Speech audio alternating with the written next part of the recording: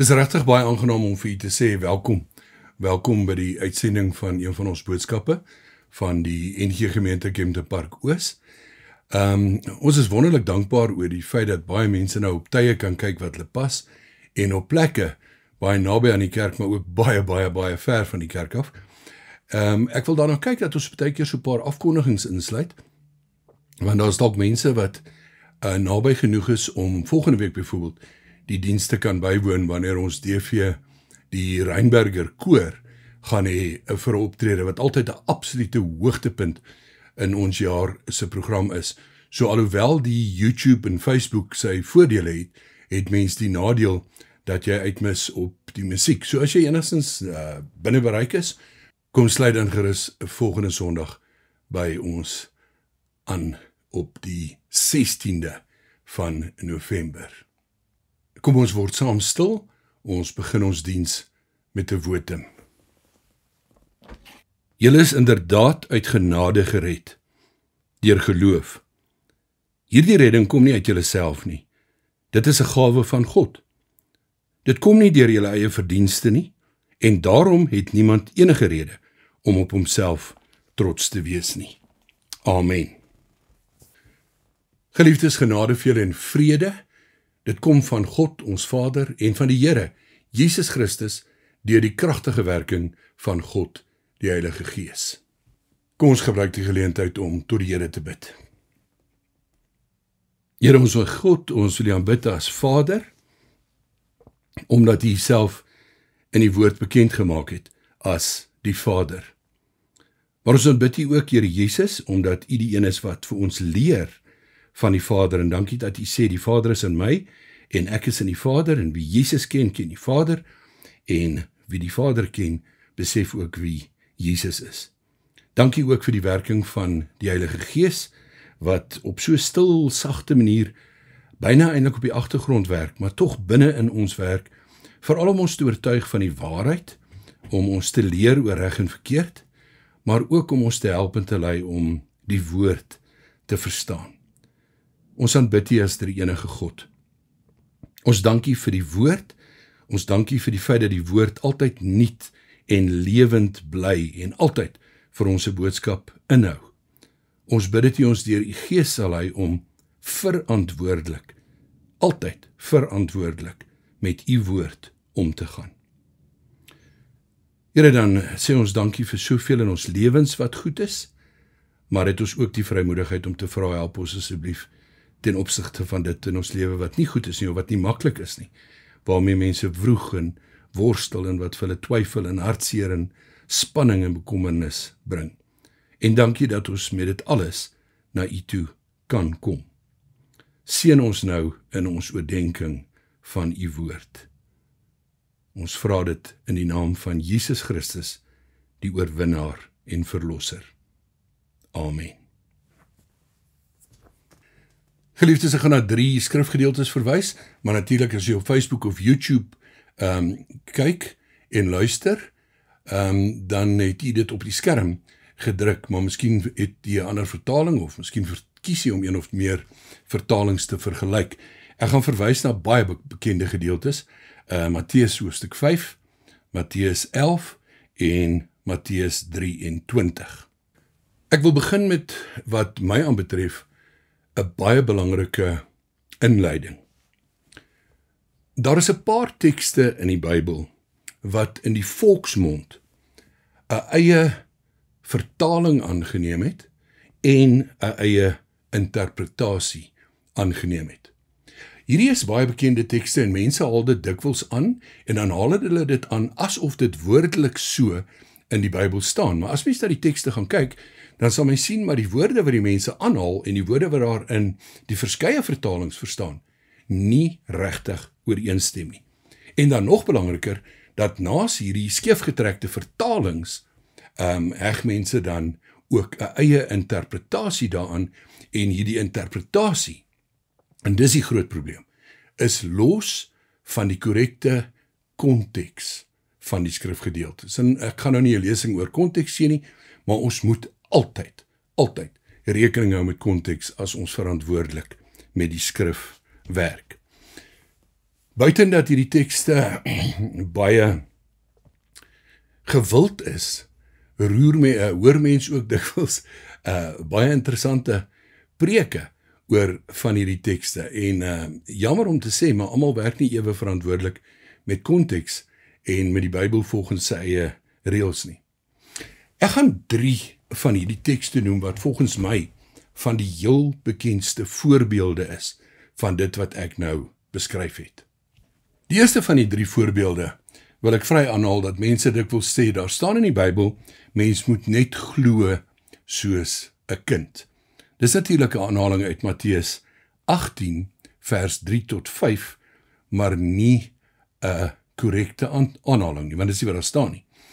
Die afleiding of interpretasie van hierdie woorde, 'n mens moet net glo soos 'n kind, is dan gewoonlik dat jy moet geen kritiese vrae vra nie. Jy moet nie moeilike vrae vra nie. Jy moet nie sê jy verstaan nie. Jy moet net alles vir soetkoek opeet, en dis wat party mense dink dit beteken om te glo soos 'n kind. Nee, in die teks staan daar, julle moet word soos kinders. En in essensie beteken dit dat ons afhanklikheid van God moet besef, soos wat kinders afhanklik is wanneer hulle kindertjies is. Niks te doen met 'n naïewe geloof nie.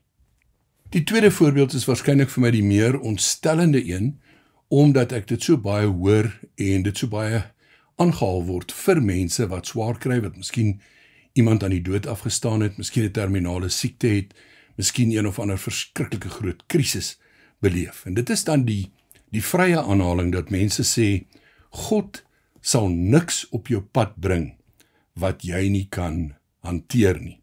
Of die woord beproewings word in baie van die vertalings selfs gebruik. Die Here sal jou nie bo jou kragte beproef nie. Met ander woorde, nie 'n krisis of 'n uitdaging op jou pad bring wat jy nie te bowe sal kan kom nie. Nou dit is 'n vrye en verkeerde aanhaling uit 1 Korintiërs 10 vers 13. In daardie teksvers gaan dit nie oor, in die streng sin van die woord, beproewings of krisisse nie. Dit gaan oor versoekings. Die gemeente aan wie Paulus skryf, leef te midde van 'n klomp ander afgodsdienste en afgodsdienste se rituele, onder andere die offer van vleis en seksuele praktyke, tempelprostitusie en so meer en so meer en so meer. En in daardie teks skryf Paulus onder leiding van die Heilige Gees, daar sal geen versoeking op julle pad kom wat julle nie sal kan teenstaan nie. Julle sal nie bo julle kragte versoek word nie. So dit gaan baie beslis oor versoekings, nie oor beproewings, uitdagings en krisisse nie. Die derde wat ek wil noem is die baie bekende woorde. En hier is die vertaling wat aangehaal word gewoonlik nie verkeerd nie, maar wel die interpretasie. Die bekende woorde, kom na my toe, almal wat moeg en oorlaai is, en ek sal julle rus gee. Natuurlike aanhaling uit Matteus 11, vers 28 tot 30. Ons sal later die volledige gedeelte lees, soos dit in die Bybel staan. Van hierdie 3 voorbeelde wat ek so kortliks in my inleiding noem, wil ek vandag net stil staan by die derde voorbeeld. En ek wil dit so formuleer. Soms het 'n prediker die verantwoordelikheid om te preek oor hoe om nie oor 'n teks te preek nie. Laat ek dit op 'n ander manier sê. Soms het 'n prediker die verantwoordelikheid om te preek oor hoe om nie 'n teks te interpreteer nie. Of die eerlikheid aan die dag te lê om te sê dat hierdie algemene interpretasies van 'n sekere teks sommer so op die klank af nie 'n verantwoordelike interpretasie is nie en nie rekening hou met die konteks nie. En as ons oor hierdie baie bekende teks praat, kom na my toe almal wat moeg en oorlaai is en ek sal julle rus gee, vrede gee, dan maak ek verskoning as ek met die verantwoordelike interpretasie iemand se bubbel bars.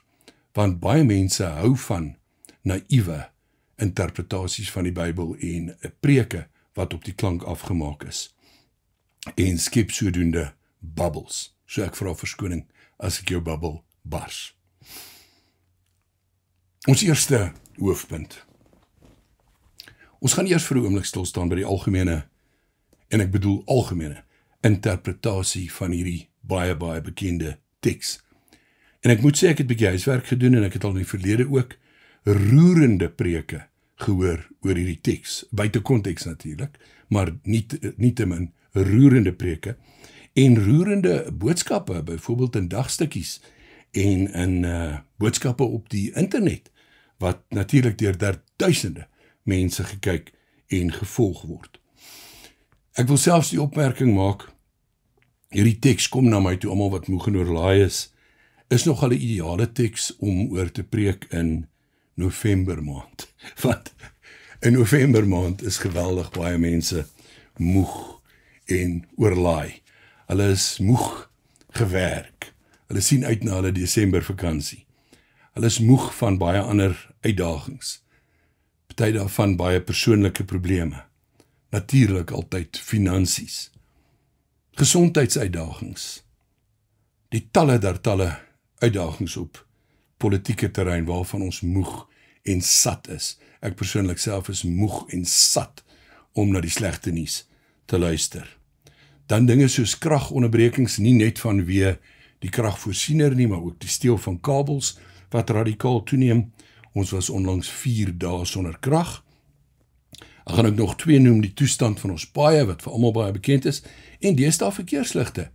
Hier in ons omgewing werk so minder as halfte van die verkeersligte en party word nie net nie herstel nie, hulle word sommer heeltemal weggedra. Daar is nie meer 'n verkeerslig nie. Daar's ook nie 'n aanduiding dat daar een was nie en daar's ook nog nie 'n stopteken in sy plek nie. Maar ek wil nou nie begin, so die Engelse sê, rant en ryf oor al die negatiewe nie. Maar mens kan baie maklik aansluiting vind by die feit dat mense moeg en oorlaai is, uitgeput, die pragtige Nederlandse sêding, moeg en terdagens sat. Nou, wanneer 'n mens by 'n teks kom, soos kom na my toe, almal wat moeg en oorlaai is, en ek sê julle rus gee, dan klink hierdie teks na 'n idilliese kitsoplossing. En dit word dikwels ook so gepreek. Maak nie saak wat die probleme is nie.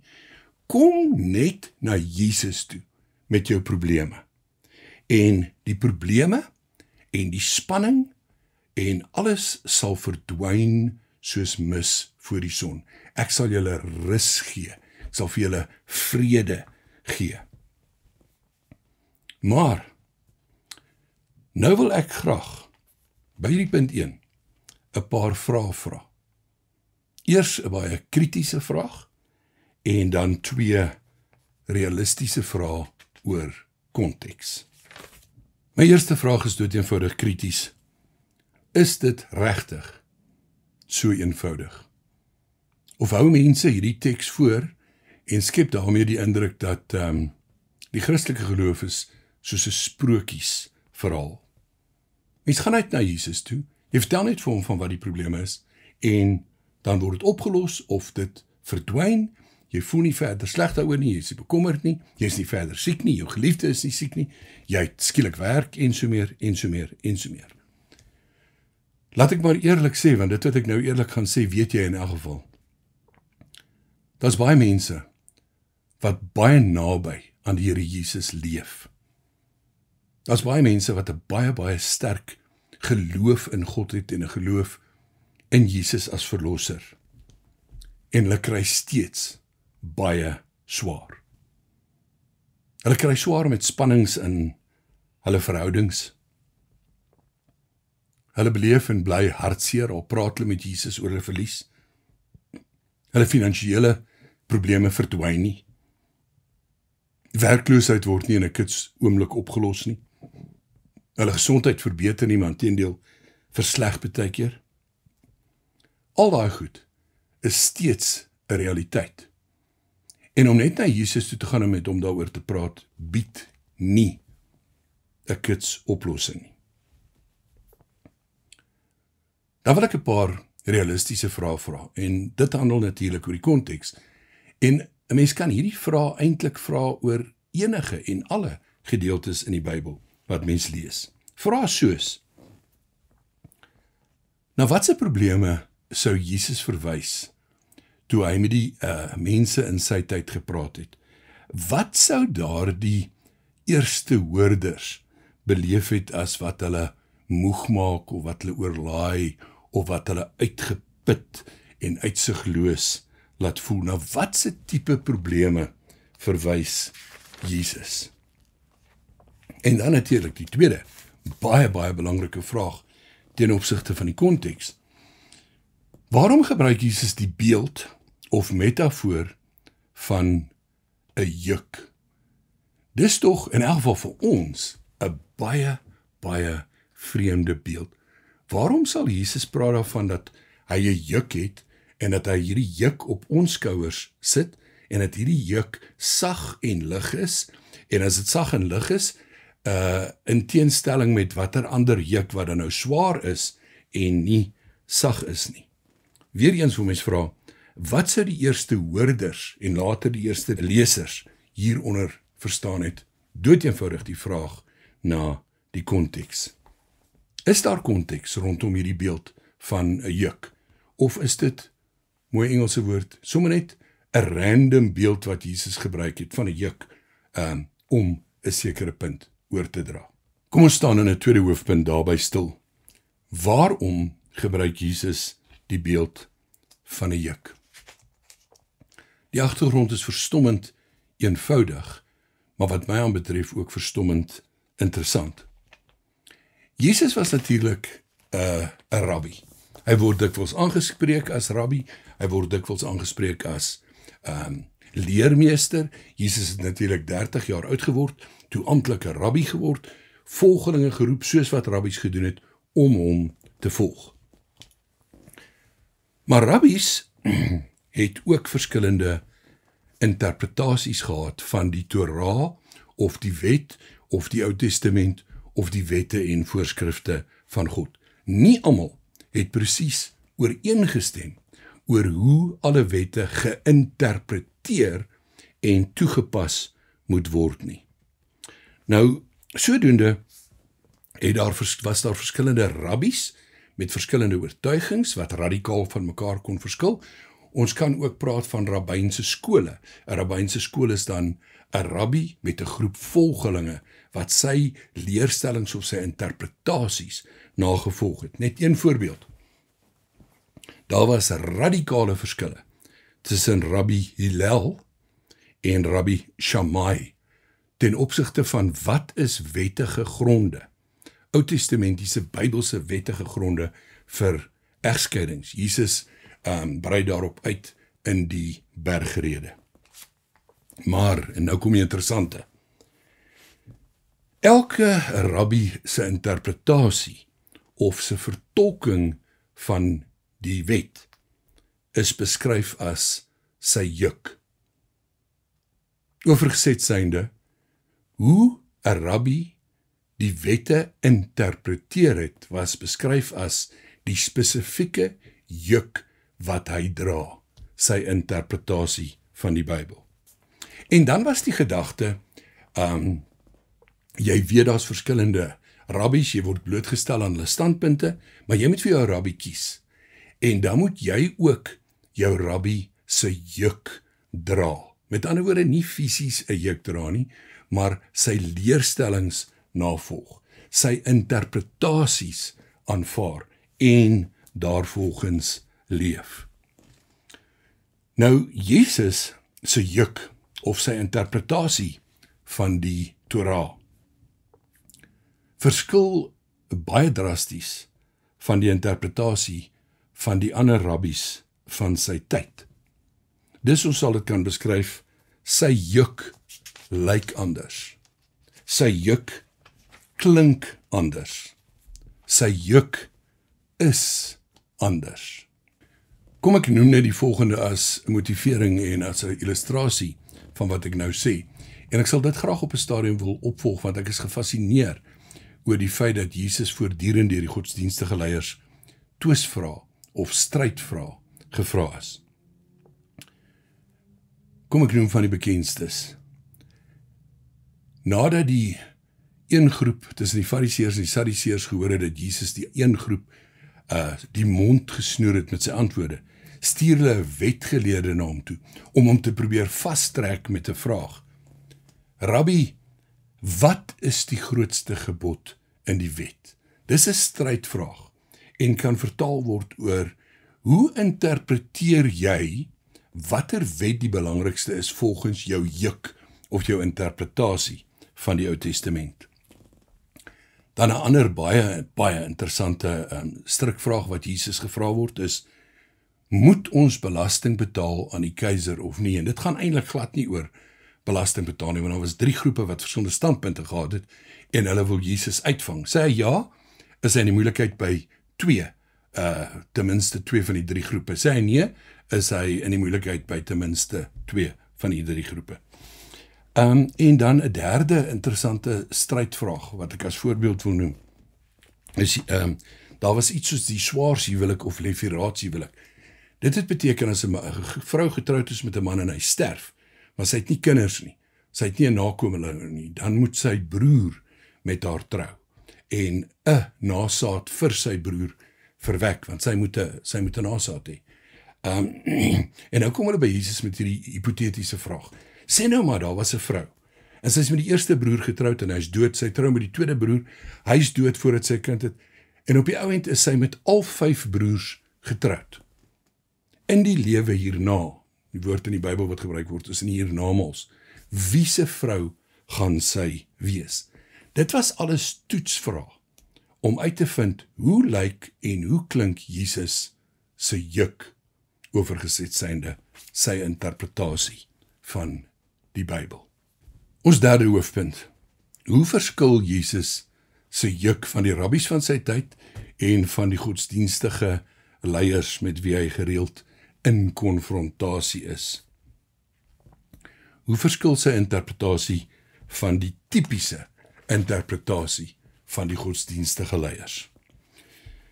Wel, om die tipiese interpretasie, die tipiese juk van die godsdienstige leiers in 'n neutedop op te som, sou mens kon sê, hulle juk het geleer, jy moet jou plek voor God verdien.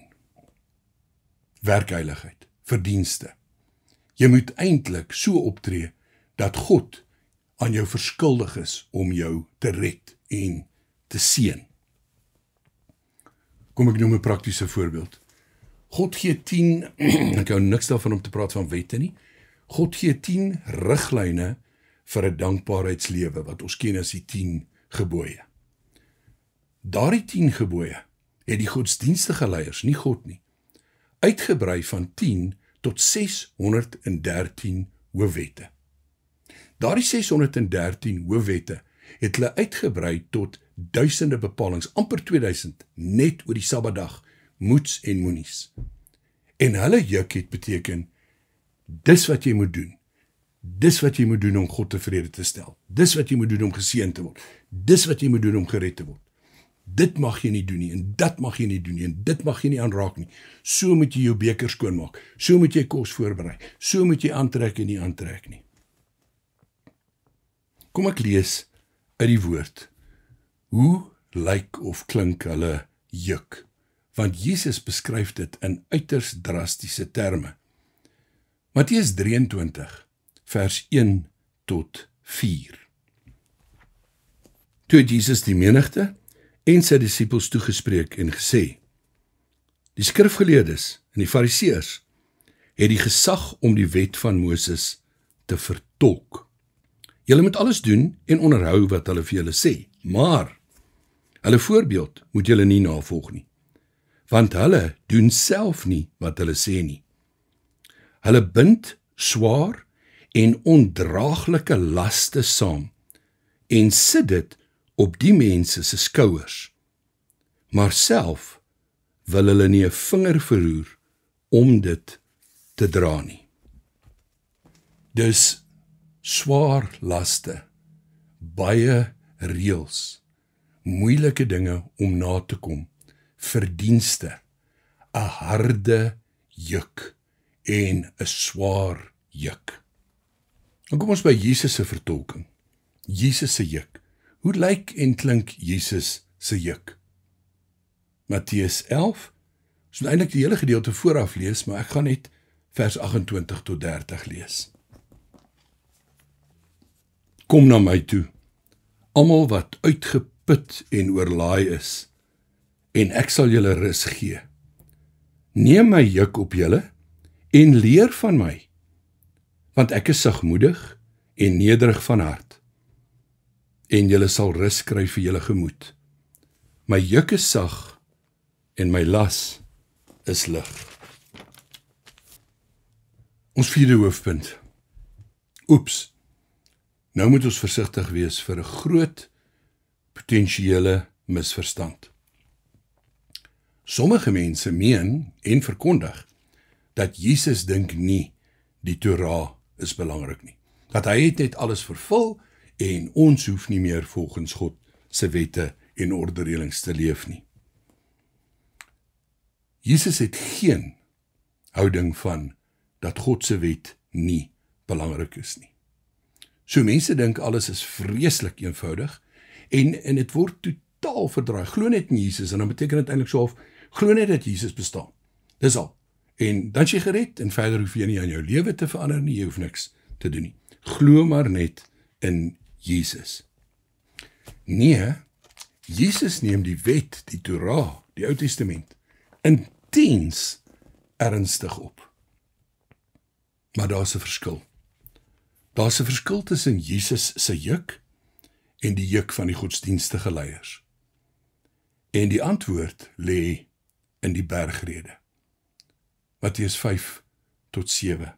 En spesifiek in die inleiding. Al is dit bekende woorde, kom ons lees net weer Jesus se houding, sy interpretasie, sy gesindheid oor God se gebooie. Matteus 5 vers 17 tot 20. Moenie dink dat ek gekom het om die wet of die profete ongeldig te maak nie. Ek het nie gekom om hulle ongeldig te maak nie, maar om hulle volle betekenis te laat kry. Dit verseker ek julle, die hemel en die aarde sal eerder vergaan as dat een letter of letterstreepie van die wet sal wegval voordat alles voleindig is. Wie dan ook een van die geringste van hierdie gebooie ongeldig maak en die mense so leer, sal die minste geag word in die koninkryk van die hemel. Maar wie die wet gehoorsaam en ander so leer, sal hoog geag word in die koninkryk van die hemel. Ek sê vir julle, as julle getrouheid aan die wet nie meer inhou as die van die skrifgeleerdes en die fariseërs nie, sal julle nooit in die koninkryk van die hemel ingaan nie. Nou ja, ons 5de punt. Nou wat is die verskil? Ek wil die verskil so probeer formuleer. Daar's 2 verskille. Die eerste gaan oor die verskil tussen wat ek wil beskryf as wettisisme en wetsgehoorsaamheid. Die fariseërs en die godsdienstige leiers het wettisisme geleer. Nou wettisisme is die streng, kleinlike nakoming van allerlei wette. God se wette, maar ook wette wat deur mense uitgebrei is op die van God. En dit kom neer op, ek wil die woord gebruik, pligspleging, om die wette na te kom, nie ter wille van God nie, maar ter wille van die wette, ter wille van verdienste. Wetsgehoorsaamheid of nakoming is eintlik om die gees of die bedoeling van die wet na te kom. Met ander woorde, dit gaan oor gesindheid, nie oor pligspleging nie. Daarom as Jesus sê, as julle getrouheid aan die wet nie meer inhou as die van die skrifgeleerdes en die fariseërs nie, dan bedoel hy nie meer wette nie, meer reëls nie. Meer inhou beteken hy, as dit nie inhou om dit met die regte gesindheid en vir die regte redes te doen nie. Naast die verskil wat ek beskryf as wettisisme en wetsgehoorsaamheid, wil ek dit as volg beskryf. Die grootste en belangrikste verskil is dit, om wette na te kom ter wille van verdienste, ter wille van jou eie redding, ter wille van om die inisiatief te neem En nou moet God reageer deur jou te verlos en te seën. Dit aan die een kant. Aan die ander kant, om God se wette na te kom, uit te leef vanuit dankbaarheid. Kom ons sê maar weer die baie maklike sinnetjie om te onthou. Om God se reëls en sy wette en sy riglyne na te kom, nie om gered te word nie, maar omdat ons reeds gered is. Jesus is die redder, hy is die verlosser. Hy is die een wat in ons plek volledig gehoorsaam is. En daarom kan hy sê, kom leer van my. In die verse net vooraf sê hy, ek ken die Vader, en die Vader ken my. Met ander woorde, Jesus se uitnodiging, kom leer van my. As hy sê, neem my juk op julle, my juk is sag, my las is lig, kom leer van my, gaan dit daaroor dat ons kom leer dat hy die verlosser is, en dat ons vrygekoop is, en dat ons nie ons redding hoef te verdien nie. Die 6de en laaste punt. Om rus te kry vir julle gemoed. En nou moet ek dit weer uitspel. Nee, alle probleme sal nie soos mis voor die son verdwyn nie. Maar as ek na Jesus toe gaan, en as ek weet dat Jesus my verlosser is, en as ek sy juk of sy interpretasie verstaan, dan sal ek te midde van my probleme weet, ek is gered. Ek behoort aan die Here. Ek is sy kind, en niks kan my uit sy hand ruk nie. Ook nie wanneer ek moeg en oorlaai is nie. Hy ken my, hy het my lief, en niks sal my kan skei van sy liefde nie. So hierdie moeg en oorlaai gaan in die eerste plek van oor, om moeg en oorlaai te wees, van om al die reëls te probeer nakom, om uiteindelik jou eie redding te verseker. Ek hoef niks te doen om God se genade te verdien nie, want genade en verdienste is twee teenoorgestelde begrippe. En ons word gered uit genade.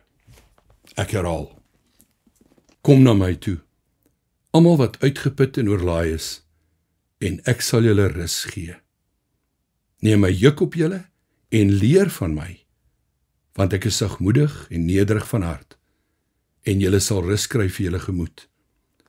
My juk is sag, en my las is lig. Amen. Here Jesus, baie dankie dat U hierdie eenvoudige, maar duidelike beeld gebruik het, van die leefwêreld van U tyd. En al is dit vir ons 'n baie vreemde term, omdat ons nie meer met jukke werk nie, help ons om die bedoeling daarvan te verstaan in die uitnodiging, en help ons om, soos Paulus dit beskryf, 'n vrede te ervaar, wat alle verstand te bowe gaan. Maar Here, daarmee saam bid ons ook vir die verandering in ons situasies, want U nooi ons om dit te doen. Ons bid om verandering in ons persoonlike situasies, ons uitdagings, ons krisisse. Ons bid vir veranderinge vir die krisisse van ons land. Ons bid vir veranderinge vir die krisisse van ons wêreld. En dit alles op grond van die liefde en genade van die Vader, die soenverdienste van Jesus Christus en oortuiging van God, die Heilige Gees. Amen. Die genade van die Here Jesus Christus en die liefde van God ons Vader en die seënende, versterkende en lerende teenwoordigheid van God die Heilige Gees bly by jou. Amen.